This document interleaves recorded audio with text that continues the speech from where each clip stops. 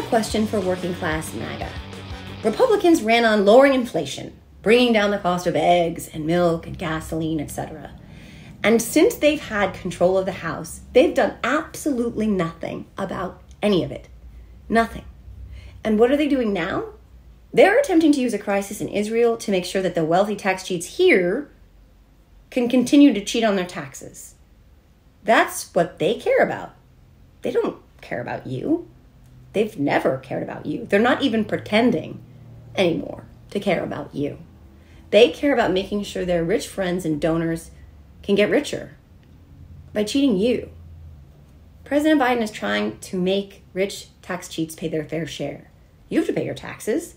Shouldn't billionaires have to pay theirs too? The folks you send to Congress don't seem to think so. So the question is, are you okay with that? And since we're chatting, Donald Trump called himself the jobs president. He wasn't. He was, however, the only president in the last 80 years to net job losses during his term. In fact, statistically speaking, he's the worst jobs president in history. Joe Biden has created 13.9 million jobs in his first 2 years in office. 21 and 22 were the two strongest years of job growth in history. Donald Trump promised the economy would grow to 4 and 5 and even 6%. It didn't. It never even got above 3.5. Under Biden, the economy grew 4.9% in the third quarter of this year alone. Donald Trump promised to lower prescription drug prices. He didn't, but Biden did. In fact, he finally beat Big Pharma and allowed Medicare to directly negotiate lower drug prices. And as a result, 4 million seniors on Medicare now have seen their insulin costs capped at $35 a month. Remember that great big beautiful wall Mexico was going to pay for? Well, the little that did get built was paid for by taking money from our own Defense Department, not Mexico. President Biden, on the other hand, did get Mexico to pay $1.5 billion for U.S. border security. And none of their former presidents have ever given him the finger, certainly not multiple times. And just as an aside, when Donald Trump claimed to be the law and order president, 91 charges and a mugshot later, it turns out that he meant he would be the recipient of the most law and order. President Biden may have gotten a parking ticket once. Maybe. Not sure. The infrastructure deal Trump promised in 2 weeks, Biden delivered. The manufacturing jobs he was going to bring back, Biden returned. The corporations who never trickled down their tax breaks, Biden wants paying their fair share. And the world leaders who laughed at Donald Trump are standing in solidarity with Biden instead. Trump didn't put America first. He didn't make it great again. He put himself first in a country he was then and is now trying to destroy. He's not a self-made business genius. He's a nepotistic fraud. He's not a family man. He's a philanderer who opines about his daughter's sex life. He's not devout. He's devious. And he's not a patriot. He's a traitor. One who is currently charged with trying to overturn an election he lost by any means necessary, including violence. And while I know that when he confuses the name of the town he's in, you call him smart. And when he threatens to execute our top general, you call him strong. And when he gets arrested, you'll buy the t-shirt. And that nothing I can ever tell you or show you or prove to you will change your mind. But it still needs to be said. So, I said it. And since we're on the subject, Donald Trump loves to call Chris Christie a fat pig. He calls just about everyone he doesn't like, not smart, stupid, or dumb. He says Joe Biden hates God. He calls women ugly, uses physical appearance to mock and insult, calls the news fake and phony, calls our military leaders weak, calls Democrats unpatriotic, he calls his foes totally overrated, and he's called Hillary Clinton a traitor who is unhinged, unbalanced, unstable, dangerous, and pathological. And he also said of her, the legacy of Hillary Clinton: death, destruction, chaos, and weakness. She's weak. She's a weak person. I know her. She's a weak person. And all of it is 100% projection. He's not exactly svelte, to put it kindly. He cheated on his SATs, can't spell, doesn't know history or geography, or that you shouldn't look at an eclipse with the naked eye. He doesn't attend church, but instead every Sunday worships at Our Lady of the Perpetual Mulligan. He paints himself orange to look tan, wears lifts in his shoes to look taller, and has a 15-step comb over to hide the fact that he's essentially bald. He dodged the draft 5 times, has been found to be an egregious business fraud who totally overrated his own worth. He's been charged with stealing our national security information and sharing it with others, and with attempting to thwart democracy itself. He's unhinged, unbalanced, unstable, dangerous, pathological. And his legacy in particular as it pertains to his woeful mishandling of a pandemic and the violent attack he incited on our capital will be death, destruction, chaos, and weakness. He's a weak person. We know him. He is a weak person. And no matter how hard he tries to drown out the voices playing on a loop in his own narcissistic, sociopathic subconscious by calling others what he knows deep down to be true about himself, it isn't working. We see him. Believe me. My guest today is Lauren Windsor. Lauren is the executive producer of The Undercurrent, executive director of American Family Voices, and a partner in Democracy Partners, a progressive political consulting firm. This is an important conversation about the upcoming elections and about exposing the truth of election deniers. I hope you enjoy. Welcome to the Are You Effing Kidding Me podcast, Lauren Windsor. Thank you so much for being here. Thanks, Joe. Happy to be here. I'm so excited to talk to you, period, but especially right now, because as you probably know, and I'm assuming this is an incredibly busy time for you, and as it is for most people involved in politics, we've got some elections coming up, like right around the corner, really next week. It's here. And there's so much going on in so many states all over the country from every level, from the school boards up. And we'll talk about all of that. But I wanted to start with a conversation about how abortion, and the big issue, is essentially on the ballot in Virginia, although it's not officially on the ballot in Virginia, and is very much on the ballot in Ohio, and what the implications of those 2 races in particular will be moving ahead to 24 and beyond. Well, so I am part of a coalition called Volunteer Blue. It's 15 national organizations that are recruiting volunteers to get out the vote. So volunteerblue.org is a hub for folks to go to get plugged into whatever volunteer efforts appeal to them. But, it's of critical importance this cycle in Ohio and Virginia because, if Republicans win the state Senate in Virginia, we can be certain that Glenn Youngkin will move forward on the offense on abortion. I'm not sure if your audience remembers back in 2021, prior to when Glenn Youngkin was a candidate and not the governor, I went undercover and spoke with him about abortion, pretending to be a very fervent anti-abortion activist. And he told me, I appreciate you and I'm with you, but I can't be public about what my stance is on abortion because I'll lose independence. I'll lose the moderates that I need to win. So, when I win the governorship, when the GOP has control of the House and Senate, then we can go on the offensive. And so he won the governor's race and they have the House. So if they win the Senate, you can only imagine that, yes, he will move forward with, anti-abortion measures in the state. It's so interesting to me that it was so revealing. I recently made a video that incorporated your video because it's so revealing about their agenda, A, but it also speaks to the fact that they think they need to hide this agenda from their voters because this is a Biden state, but also this issue in particular, and particularly in Virginia, has more support. Their constituents, right? I mean, I don't know the statistics, but I would guess if it's indicative of like nationwide trends, that there is support for reproductive rights and reproductive access, et cetera. Not only is Youngkin saying to you, like, I can't say this stuff out loud, even though this is my true agenda, but the Republican candidates in the legislature are like scrubbed their websites of these really, really, really extreme positions. And they've not been as public about them except for, when they're in front of their donors, et cetera. So the fact that they're trying to hide from the voters their extremism when it comes to this issue in the state that is the last safe haven in the South for repro, because everything since Dobbs that's not Virginia has essentially banned it, some more extreme than the others. But what does it say that they're trying to hide, that Youngkin was trying to hide, not just on abortion, that is a big issue, but on a lot of issues, guns and other LGBTQ stuff. Like, they're trying to hide their true agenda from the voters. Well, Youngkin has presidential aspirations, and he's tried to paint himself, I think, or at least his image is being sort of MAGA light. Mm. He when he was running for governor didn't do any campaigning with Trump because he knew that it would not go over well in the state.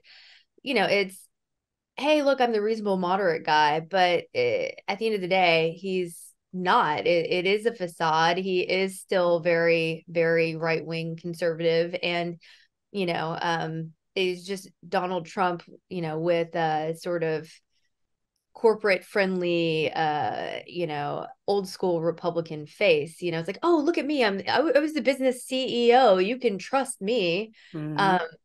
But I don't think he's fooling anybody. I just hope that enough people come out. I mean, it's all about that mobilization. So if folks can volunteer, this is the peak time, is the weekend before the election. So it's more important now than ever, because it will send a sign as to where we're headed in 2024 if we can continue to beat back this extreme right-wing push to ban abortion. Yeah, I think the implications, like you said, nationwide are huge. Youngkin's maybe candidacy for president, who knows what's going to happen with Trump, et cetera.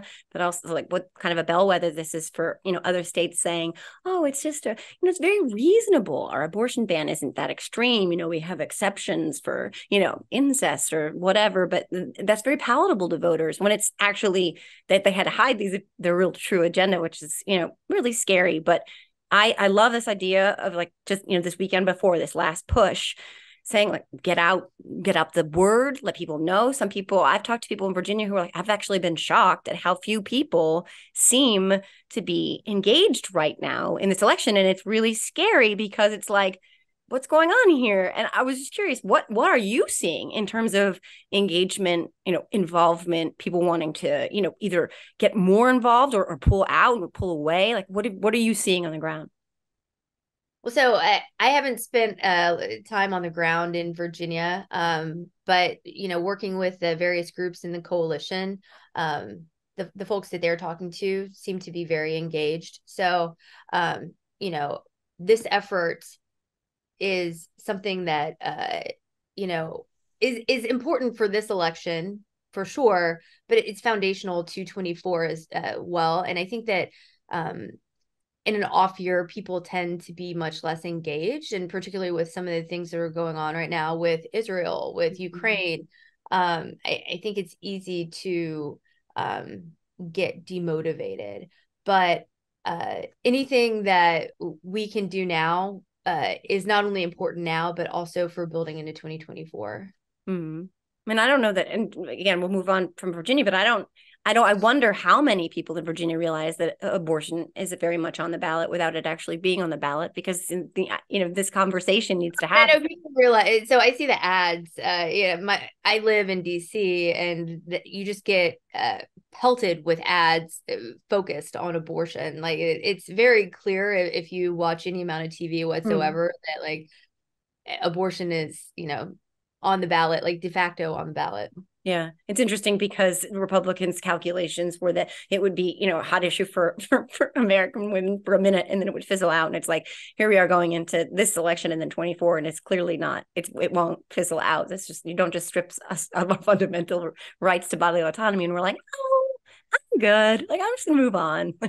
It's just Republicans, though. I mean, how many people in the Beltway media, predicted a red wave, didn't think it was going to be that much of a voting issue. And in every major election since the Dobbs decision, you've seen, women turn out to express their displeasure with this movement to take away their reproductive freedoms. Yeah. And Gen Z too. Again, like, this is, I was just having a conversation with Sam Schwartz, who's, Gen Z, and there is his issue is guns. And it's like that's been a very mobilizing issue for them as well. And they're very engaged and involved. And abortion was another one for them, where they were like, oh, wait, hold on. You're going to make me hide under a desk every day at school, and then you're going to start stripping me of my rights. Like, I'm not okay with that. So that's, for me, a good sign that hopefully, will lead to change. But of course, we have to stop them from cheating so much and changing maps, et cetera. And then we have Ohio, which is, again, abortion is absolutely on the ballot. And that's also going to be an indicator for a national trend, I think, or at least a bellwether. I hope that goes the right way. Again, vote yes in Ohio. What are your thoughts on Ohio?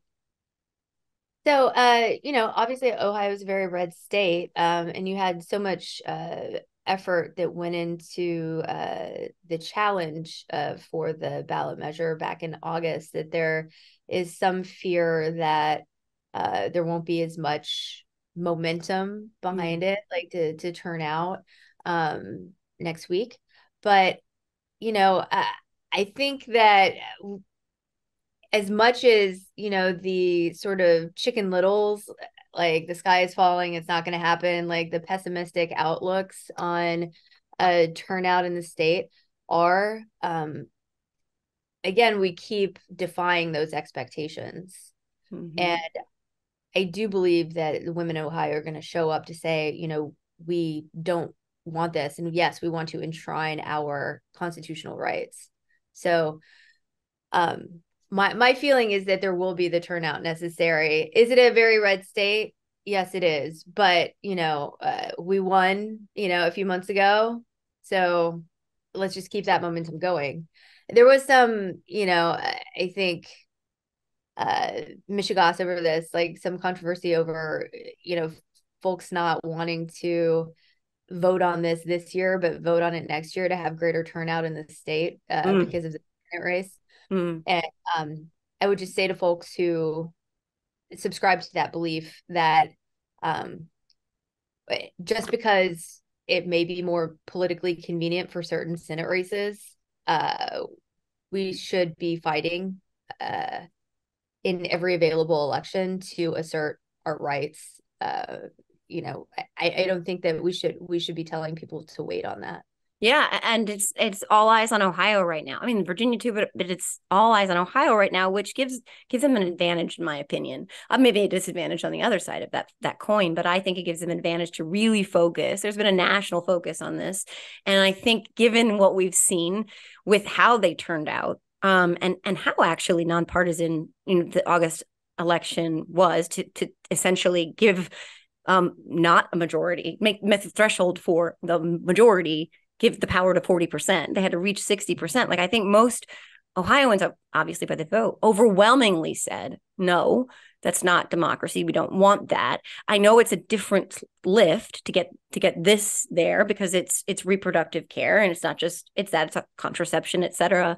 But I do think that that's a good indicator of how much involvement there is. They had to jump through so many hoops to get enough signatures, and they kept changing, they kept moving the bar. They had basically an illegal election in August that they had voted against not having not that long before. And so they just keep trying to change the rules, essentially, to cheat. They put misinformation on the actual ballot and the language itself. The Senate website, the GOP Senate website in Ohio, has misinformation on it as well. So I think all of these signs indicate that they know that they're at a disadvantage, like statistically. I hope. And then I think there's a lot. I do think the turnout's going to be, I'm being optimistic, but I think it's going to be pretty good too. So I don't think that we can ever be complacent, but yeah. I also, we need to have greater confidence in the willpower of women to show up. Yeah. And we have to take our wins, and we have to use that momentum. I think that the momentum off of that August election, for me, was a boon. And we have to lean into that. Like, it's too often where we're like, I'm sad, I'm scared, I'm worried. And yeah, there's a lot of that. But there's also like, okay, look what we did. This is a big thing. They keep trying to cheat us, and we keep beating them. And so I feel like that's good wind to have at your back. Now I'm going to shift gears a little bit. I mean, we were talking about Youngkin. You were talking about that video that you got where you basically got him to say something he wasn't saying on the campaign trail about his extreme views on abortion. But this undercover journalism that you do for the Undercurrent, is that right? So it's part of that.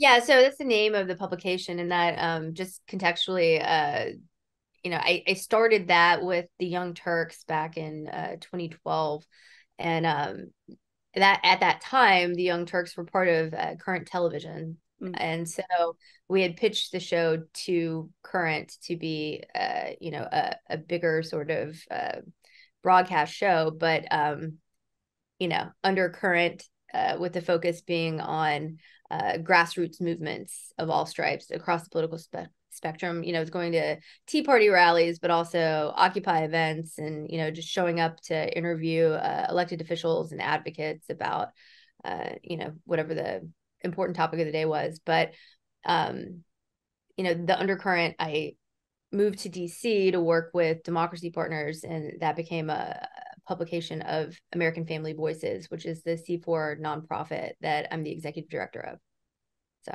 So how did it morph into, what was the sort of origin story of you going to what I would consider hostile environments in, disguise and with an accent that's, you have an accent, but it's not strong. You're from Tennessee, right? Like, so there's a Southern accent there, but you would kind of play it up. It sounds like in some of the videos, which is obviously seemingly deliberate choice, I would assume.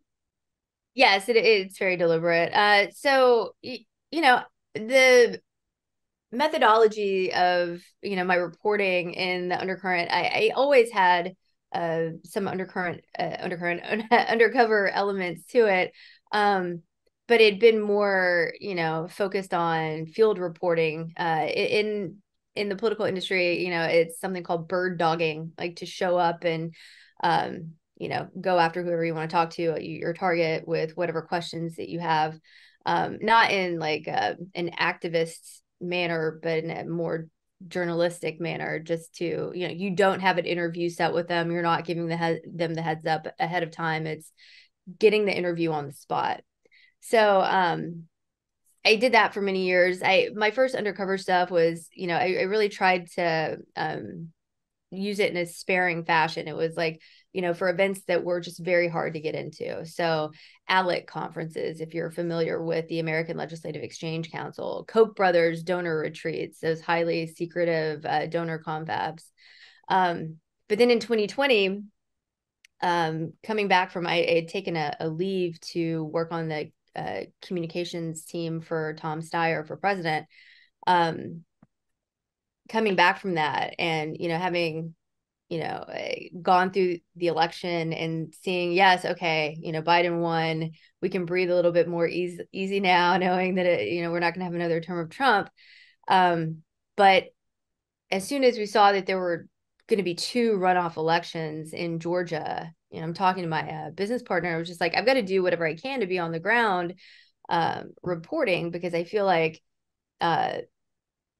this is going to be the crucible of the political world for the next 6 weeks. And, this is winnable. Like, everyone in DC believed that it wasn't winnable. It was sort of just a given that Mitch McConnell was going to be the majority leader.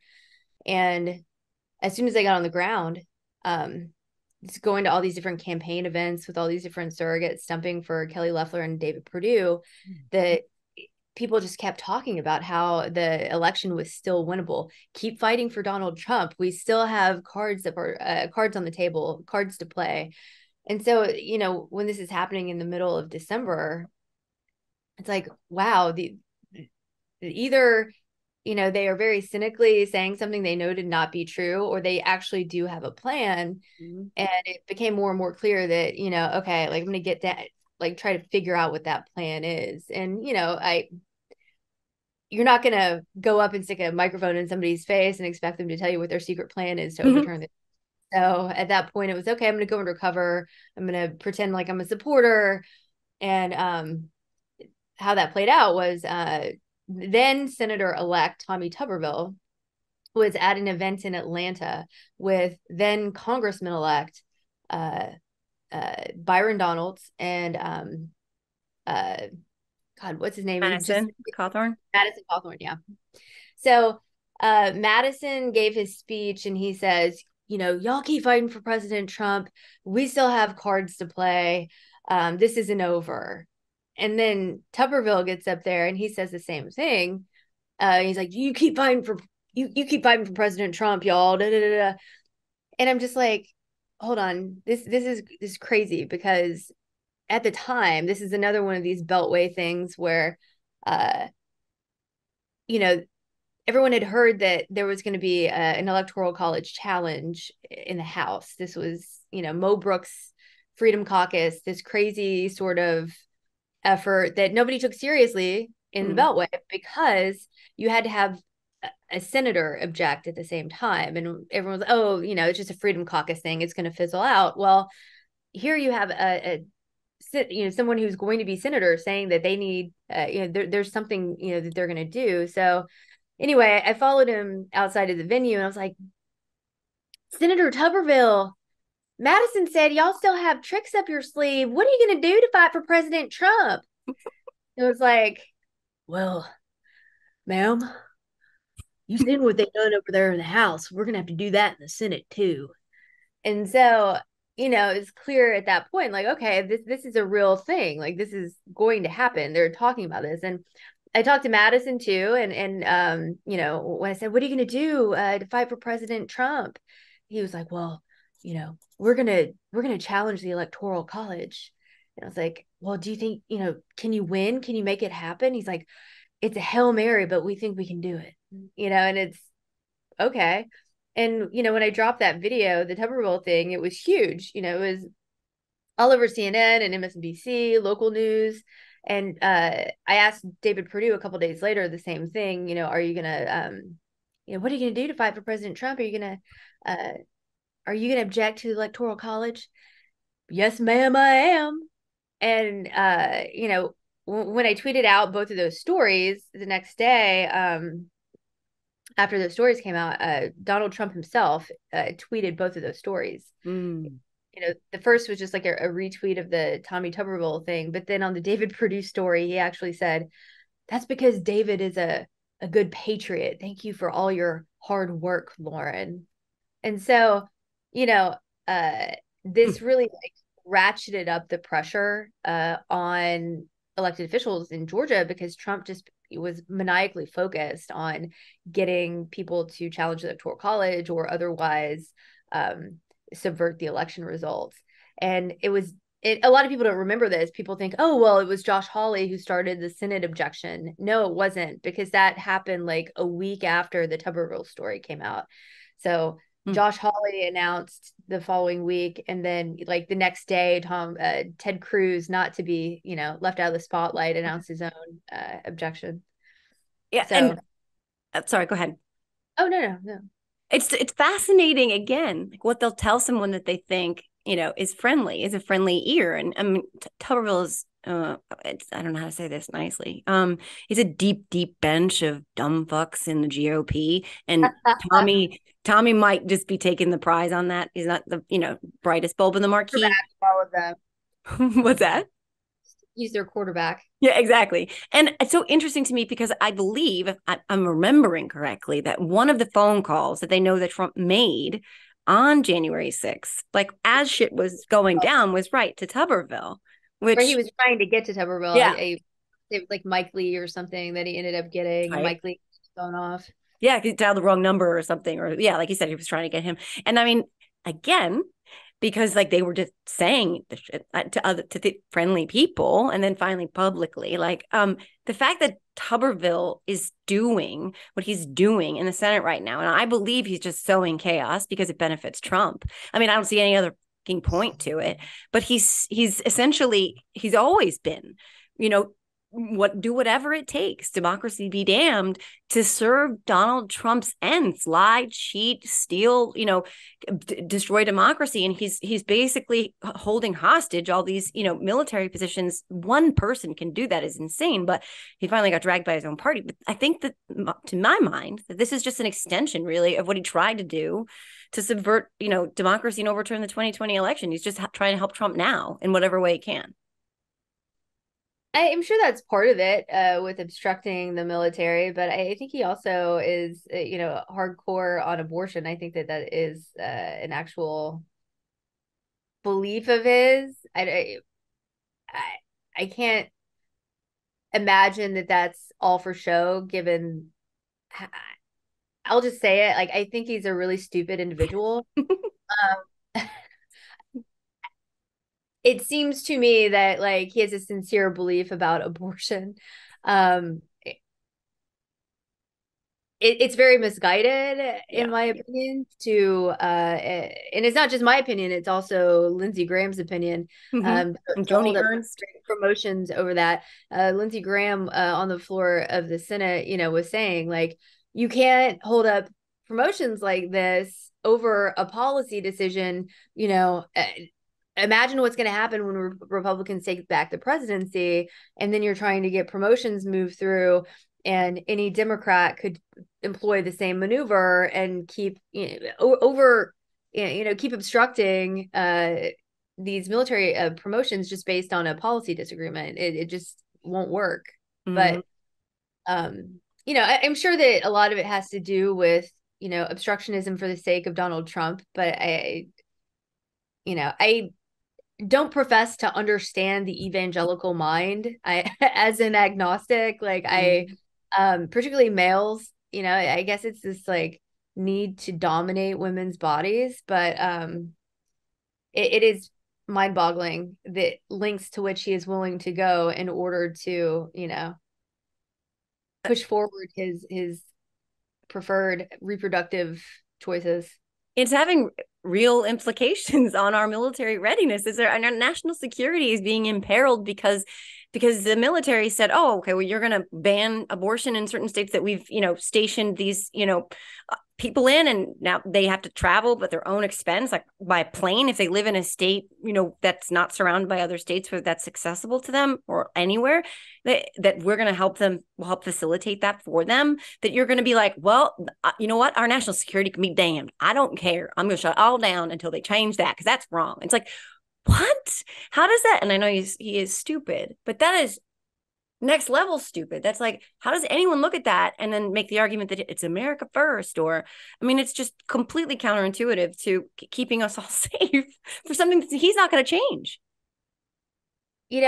I've been waiting forever, and I think I've tweeted about this before. Like, where is, some woman he dated at some point in his life who he impregnated and either, got an abortion for, paid for an abortion, somehow facilitated an abortion. I mean, maybe he's never been involved in such a thing, but Herschel Walker, everyone thought he was such a paragon of virtue on that front, and then lo and behold, we come to learn of the abortions he funded.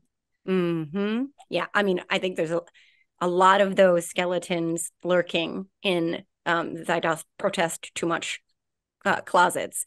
Speaking of Zydoth protest too much closets, Ted Cruz, you also spoke with Ted Cruz undercover, and he admitted something quite interesting to you at the time.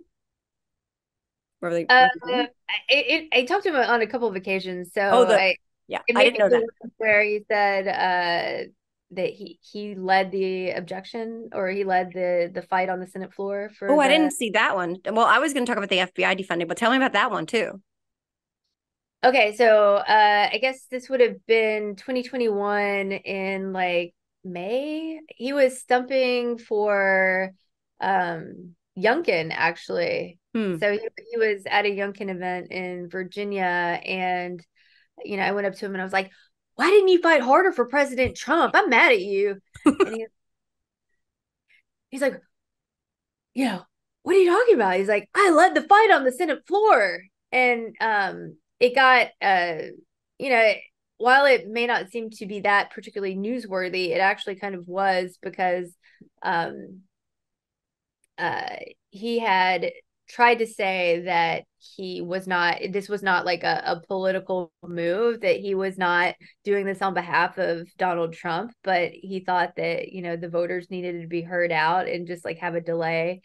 So like the Washington Post picked it up and they wrote a story on how like, oh, okay, so it actually was, you were lying then. It actually was on behalf of Donald Trump that you were doing this. Yeah. Again, they're all revealing, their true agendas. In what's killing me too is that it's in this like braggadocious way. It's like, no, no, no, no, I'm more of a traitor than you even know. Do you like me now? Will you fly my flag? Like, I'm like, that's the whole thing. It's like, so wait, I can court you now if I'm really crazy and really extreme and I really want to just, dismantle democracy. But he also said in another one, again, he wanted to defund the FBI, right? He said that to you. He did. I asked him about defunding the FBI, and he was like, I don't remember his exact response, but they tried to, claim that wasn't what he was saying in response. Like that went like super viral. I got attacked from a lot of conservatives, but I'm like, I was saying it right there. The guy's nodding at me and agreeing. I think I like know what his intent was, even if he wasn't like explicit in the wording. Like he didn't have to say, yes, I will defund the FBI for him to like be responding in the affirmative. So right. Yeah. It's incredible how these law and order Republicans will dispense with law and order whenever it conveniences them, suits their best argument. Right. I mean, they're aligning behind a 91 times charged, sexual abuse found liable, business fraud found liable, con man who stole our national security secrets and put him in his friggin' bathroom, but they're the law and order party. Okay, sure. And but by the way, to anybody watching this on YouTube, I'm sorry about the Steven Spielberg light that's happening. I think it's like the time change and the season, because it's never like, this is like really like, I'm like, stay away from the light, Carol Ann, don't go to the light. Like it's really a lot. So I'm sorry about that. This is definitely, I've not recorded it this time of day and during this season. So I think that's what's happening there. And I can't do anything about it. So I'm sorry. And to you, Lauren, I'm also sorry about that crazy, like blinding, like gyno like light. I don't even know what a gyno light is, but I just made that up. But anyway, I digress. Okay. I feel like I'm about to be waterboarded. Seriously. Yes, this podcast is a form. It's a form of whatever you want, Joe. Whatever you want. Make it stop.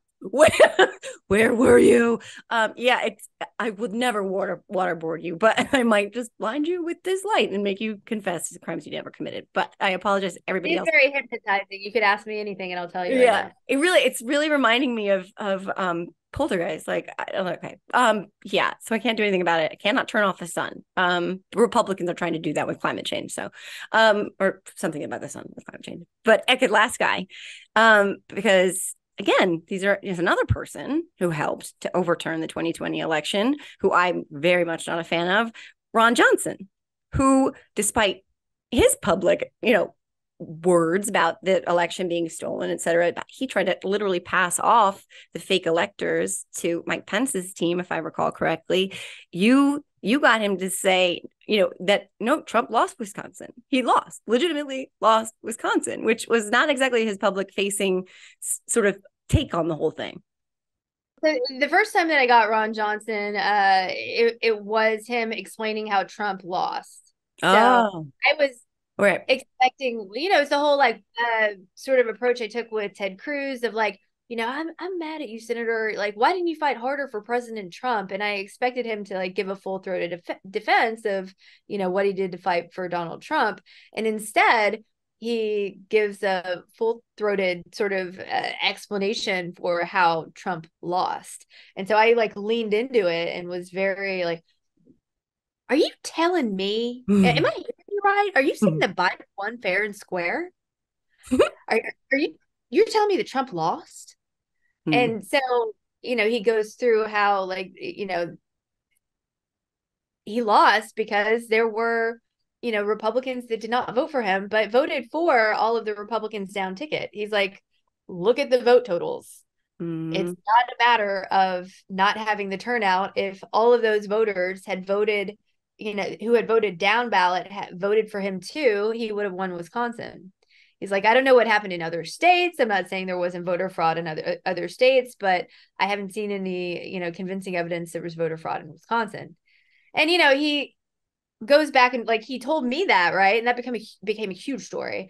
But he continued to sort of, beat the drum on, the election was rigged and there were things that happened that we need to fix for election integrity.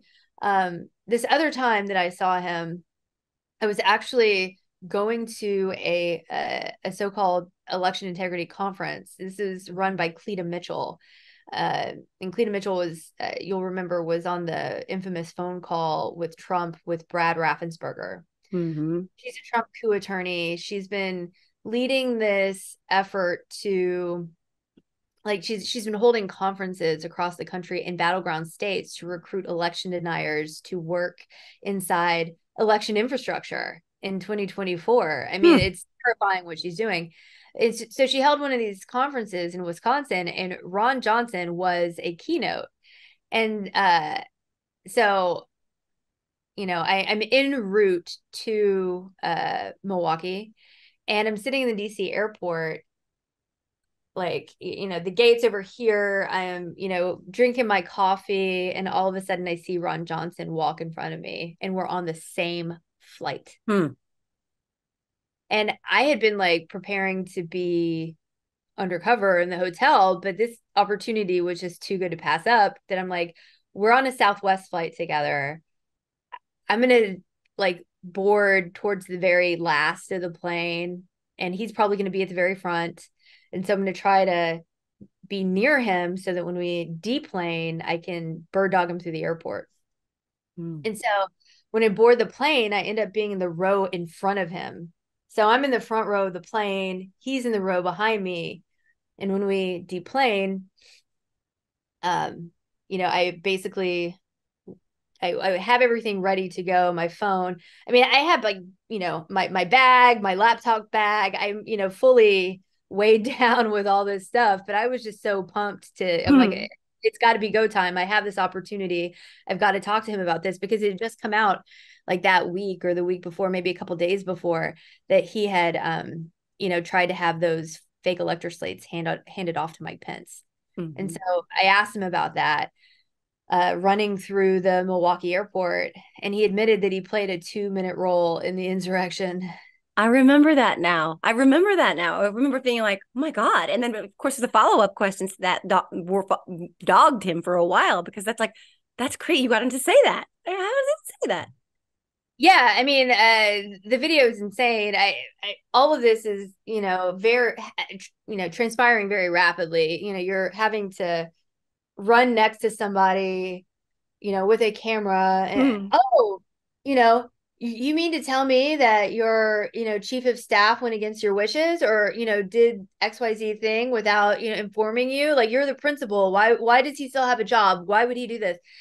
And he's like, I'm not going to answer these questions, or, yeah, this is very rude, ma'am. I was like, and I said to him, I was like, sir, you tried to overturn an election. And he was like, I played a 2-minute role.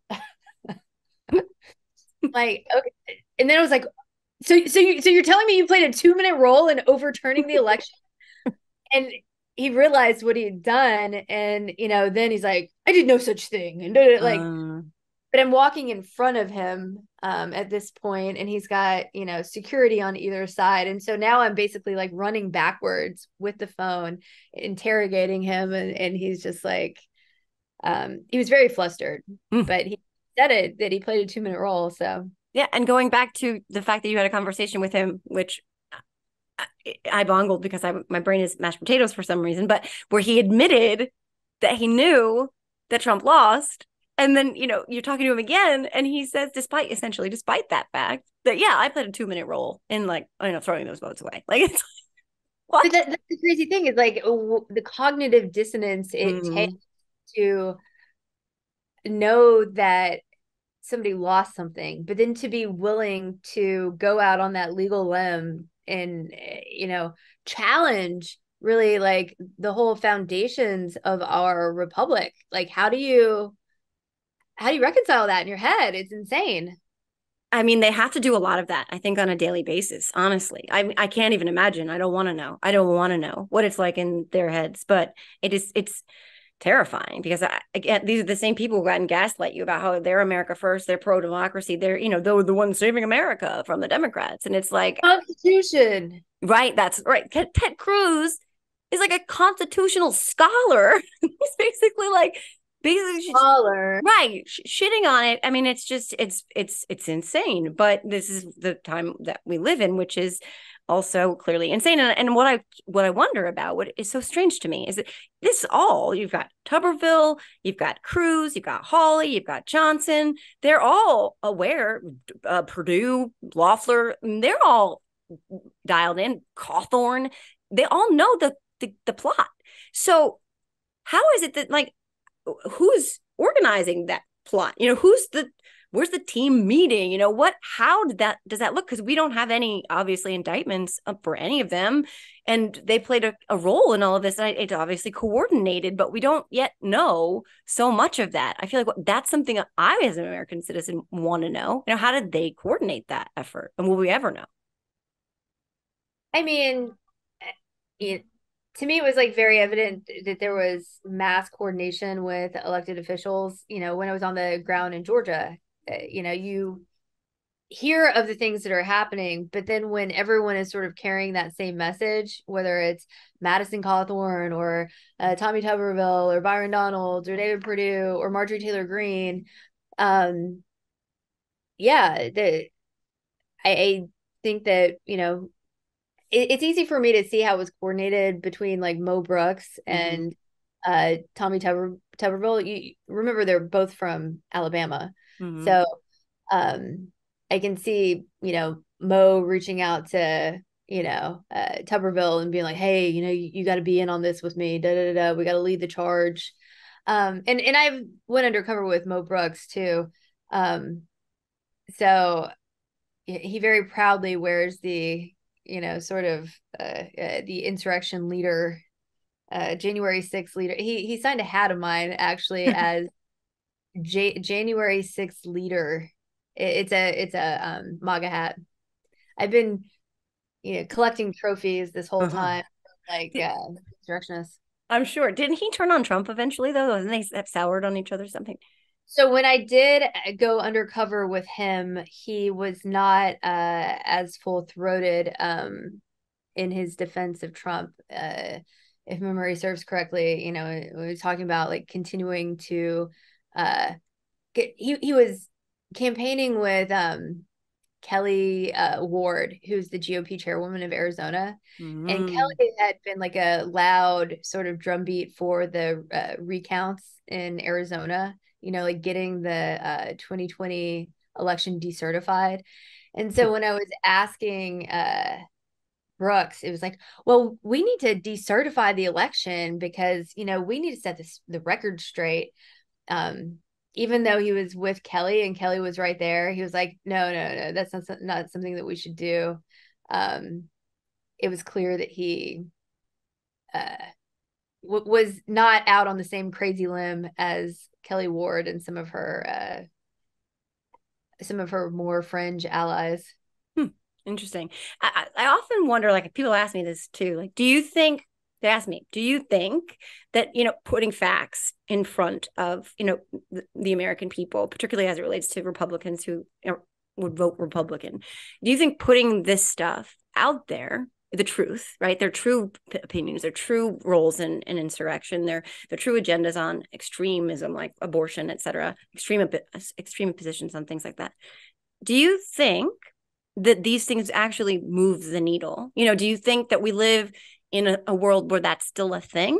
Or do you think that, like, people are just in their silos and you're only going to hit the people that already are aligned in thinking like you? Or that you can get somebody who's like not engaged and all of a sudden sees this thing or reads this thing and is like, well, I didn't know that.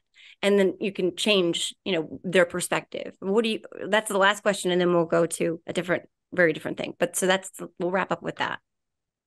Yeah. So, I mean, I think that Georgia is a great example of that. I think everyone thought, no way the Democrats pull out both of these races. And I think the reason that Democrats won, obviously there was a strong organizing ground game, but I think at the end of the day, a lot of that can be attributed to Georgians seeing the mass efforts to overturn the election, overturn the will of Georgia voters, and they didn't like it. Mm-hmm. And whether or not that means that Republicans were converted or they were demoralized and didn't show up at the polls, or it invigorated more maybe liberal voters who otherwise wouldn't have shown up.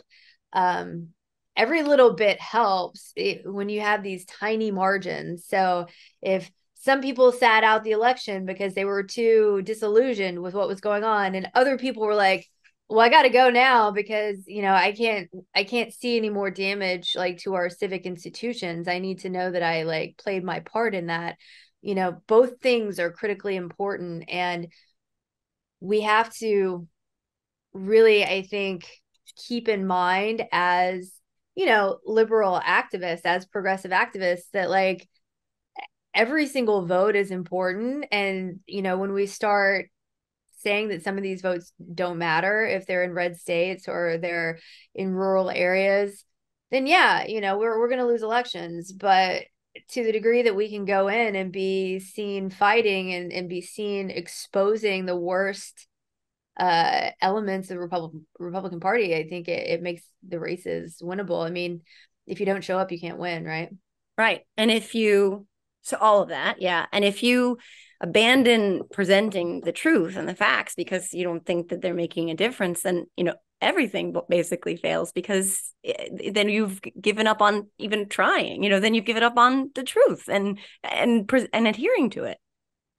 Well, I think you see that a lot with like Democratic electeds, where, well, why would we fight for something that we can't get past? Mm-hmm. What's the point of fighting for something if we don't have the votes? We can't get past the filibuster in the Senate. And it's like, well, I don't know if you remember how Republicans brought up like, over 40 votes to dismantle Obamacare. And it's not that they actually thought that they were going to win every time. It's that, they were showing their base that they were fighting for, what they said that they were going to fight for. And I do think that Democrats of all stripes, whether electeds or activists, could, do better on that front of fighting the good fight, because it's an important fight to have, and not because it's like immediately paying off with the passage of a bill. Mm-hmm.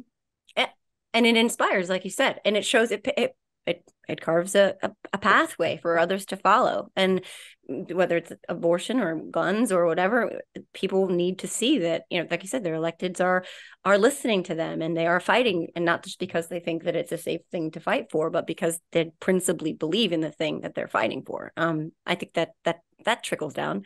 So for sure, I know that would inspire me, and I know a lot of people wanted to see, more of that on guns and on reproductive rights, and also, on voting. I mean, that alone, I mean, it's like, we're not really bringing the fight here, and it's crucial, but we can put a lot more pressure on them as well, which you're doing. And the margins thing, about going back to that real fast, absolutely crucial again. And Virginia, the margins are everything right now. volunteerblue.org. You should recruit volunteers. Shameless plug. No, I love it. Yeah, no. And at the end, I'm going to have you say everything again, and then you send me the links and I'll put them in the YouTubes and all the podcast places. I'm not very technologically savvy, but yes, get involved, volunteer. This is all hands on deck. Again, I always say this: democracy is a daily practice. We cannot take it for granted. We cannot sit anything out anymore. Those days are over. We don't have that luxury. Everything is on the line all the time. So with that, we'll conclude the what I call regular conversation portion of this episode, and we'll go through it very quick, because I always keep people too long, and I've kept you too long. What I call the random question segment. So it's a totally random question round. And you answer however you like. These are very serious questions. Are you ready, Lauren Windsor? Sure, they're so serious. And I'm going to have a very serious answer for each one of them. Okay, good. Because this one is very controversial and very divisive. And so I apologize because people get very, very upset on this issue. So candy corn, yay or no way? No way. See, now I don't know. I don't know how we're friends now. I don't know. No, you hate candy corn. No, it's like wax. No. But each little colored wax is a different flavor. It's like the orange one's a little different nuttier than the. I like all the pumpkins, all the candy corn. But it's like somebody said once, like, what's the quickest way to start a fight on Twitter? And it was all sorts of things, but it was candy corn was one of the things. Like, do you like candy corn? It's like, wow, people are really, really like dug in on their opinions on candy corn. There's no middle. I mean, are there worse candies? Yes. Circus peanuts are But worse. it's certainly not the worst, but it's definitely not something I want to eat. I don't want it in my mouth. Yeah, that's what he said. That's what she said. Yeah, that's funny because I will say that there is a candy corn fatigue that you can eat too much of it, but I do find I love it very much. But that's okay. We can be friends still. See, look at us. Look at us. Unity. Yeah. We can agree. On we don't have to agree on that. Okay. If aliens showed up and said, we want to teach you time travel. If you send us your most beloved actor, who would you send? Most beloved actor. Huh. Like nationally, internationally, someone you think like the aliens would be like, yes, this person. I really love Harrison Ford. Mm. One of my favorite movies is Indiana Jones and the Last Crusade. Mm-hmm. I think it is just a great movie on many different levels, but it really, as a child, made me want to be an archaeologist. I imagined myself like, unearthing sarcophagi and fighting off Nazis. Yeah, So, I think that's a great answer, and he's an incredible person. Not to mention he was Han Solo, and he can fly. that too. I don't know that he can Or fly. maybe like Tom Hanks. I feel like he's Yeah, just one of the lovable guys that like nobody hates. yeah. How could you hate Tom Hanks? Although they do say that he's one of those that they spread those horrible conspiracy theories about. It's like whatever. It's like really, yeah. No, I think if Betty White were still alive, she would be my top choice for most beloved. But like Tom Hanks and Harrison Ford are excellent choices. Again, how do you dislike either one of them? Okay, last question. What was the worst job you ever had? Worst job I ever had. Hmm. Well, so it was a terrible job, and I never thought that I would do this thing, but it ended up teaching me some really good lessons. So eh, I was living out in LA in 2007, 2008, for several years, but when I very first moved out there, it was, like right before the subprime mortgage collapse. And my then boyfriend was working in like doing something like marketing for subprime mortgage companies, and so um I, whatever the case, like I couldn't find a job in the industry that I wanted to be in, which was fashion. And so I went to this job fair and ended up meeting this woman who was like really intriguing and sold me on becoming a sales rep for a copier company. So, which is just not something I ever imagined I would do, but I was intrigued by her. I needed a job. And at that point, it was like, okay, it's a job. Mm. And there were some other things that happened that, like this guy that I ended up knowing who was like her lieutenant. I ended up, I had known him several years before in New York. And so we had this sort of like, um, you know, uh, we were meeting each other again after like 5 years, but we'd had like, this great connection on the East Coast. And so I went to work for this copier company and it was terrible. I mean, Mm. you're cold calling on the phone to businesses to try to sell copiers. You're, walking into places of different businesses within your territory, and just like asking to talk to the office manager, and trying to set up meetings to like sell them on buying a copier from you. And it was terrible. Have you cold called? Oh yeah, I'm terrible at it. I'm terrible, terrible, terrible at it. But it's so funny to me that like that was miserable for you, but you can run and interview a senator through an airport and like bird dog him, but you're like cold calling. No, like I can bird dog a senator in But an airport. no, that's actually, though, the cold calling enabled me to be able to do that. And so what happened was, um, I got to the point where I made my sales goal for the year, and I would have gone on the trip. It's like the reward for hitting your goals. But I ended up, um, my boyfriend was like, I didn't move up to LA so that you could sell copiers. I thought you wanted to be in the fashion industry. And I was like, you're right, you're right. And so I'm like, well, shit, if I can sell copiers, I don't even believe in this. If I can sell copiers to strangers, certainly I can like sell myself, like my, you know, just me as an employee to a business that I would actually want to work for. And so I cold called a denim company, and was like, hey, I'm a huge fan. I would love to talk to you about how I can how I could be an asset to your team. And this was the director of sales. I'd called him on his cell phone, and he was like, you know, I don't have any openings available for that for you, Mm. but I've never had anybody cold call me on my cell phone for a job. I would love to meet you. Wow. So he we had an interview at his office, and he was like, look, this is probably not what you want to do, but if you just want to get your foot in the door, um we have an opening for office manager at the warehouse, Hmm. if you're interested. And so I ended up quitting my job at the copier company to go do that.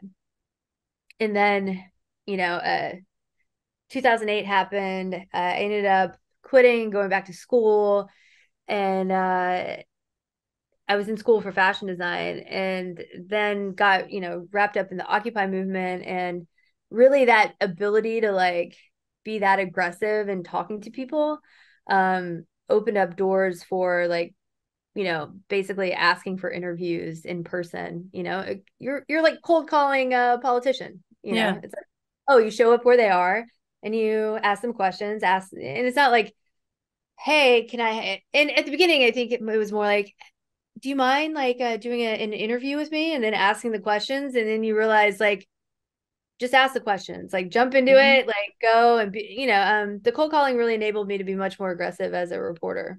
That's amazing. I mean, really, we were talking off camera before we started about it's funny how the world works and how, different pathways and, it's not what you expect. And it's amazing that this job that wasn't really your favorite job in the world, that, wasn't really your cup of tea, ended up being one of the ways that you were able to do this thing that you do now that is so incredible and exceptional and revealing. That is a very cool and interesting pathway. I think that's amazing.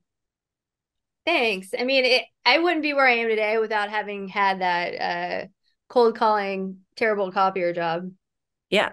And I don't think a lot of people can do what you do now. I know I couldn't. And I think I have a big mouth. I could not. I would be terrified. Like, first of all, because it's hostile territory, some of these places, but like just walking up to somebody like Ron Johnson in an airport and being like, I'm going to ask this, really important loaded question and I'm just going to ask it. I think that is really brave, and not very many people could do that. I know I can't. So thank you for that. But with that, tell us, again, where people can find you, where they can go, what they can, do this weekend, this next couple of days. If they've got this weekend, they've got Monday and Tuesday.